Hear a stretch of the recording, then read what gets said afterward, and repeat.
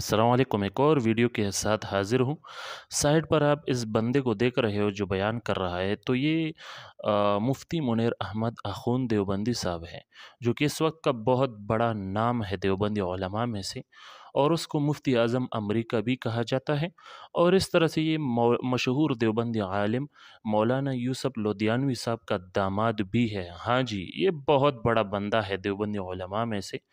تو ان سے ایک شو کے درمیان وہ عید میلاد النبی صلی اللہ علیہ وآلہ وسلم کے حوالے سے وہ سوال ہوا کہ یہ کرنا کیسا ہے، تو انہوں نے بڑا ہی خوبصورت جواب دیا ہے۔ ان کے لیے عید میلاد النبی صلی اللہ علیہ وآلہ وسلم منانے کے لیے شرعی حدود بھی ذکر کی ہے، اور فرمایا ہے کہ عید میلاد النبی صلی اللہ علیہ وآلہ وسلم اس سے بڑا کوئی محبوب عبادت نہیں ہے، اور اس سے زیادہ مبارک کوئی تقریب نہیں ہے۔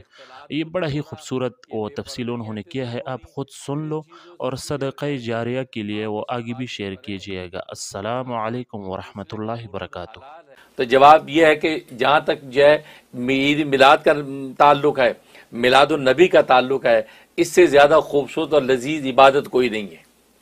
میلاد کا تو مطلب یہ ہے کہ میلاد جو ہے مولود کو کہتے ہیں، نبی پاک کی ولادت کا تذکرہ، آپ کی ولادت، پھر ولادت کے وقت جو عجائبات معجزات ظاہر ہوئے پورے عالم، ان کا تذکرہ، پھر آپ کی ذات عالی کا تذکرہ، آپ کی پوری زندگی کا تذکرہ، تو اور پھر صلاۃ و سلام پڑھ کے ان کو بخشنا، آپ کے دربار میں پیش کرنا، یہ وہ میلاد کی حقیقت ہے۔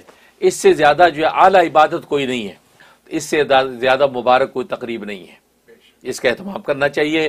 چنانچہ جو لوگ یہ چیزیں کرتے ہیں وہ ایک چیز کو میک شور کر لیں کہ یہ چیز بدعت تو نہیں ہے، یہ شرک تو نہیں ہے، یہ خرافات میں تو نہیں آتا، ہمارے فرائض و واجبات تو ضائع نہیں ہو رہے ہیں، مرد عورتوں کے اختلاط تو نہیں ہو رہا، کہ بے پردگیاں تو نہیں ہو رہی۔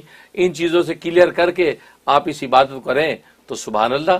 اس لیے کہ امرود حلال ہے، لیکن کیڑے والا امرود جو وہ حرام ہے۔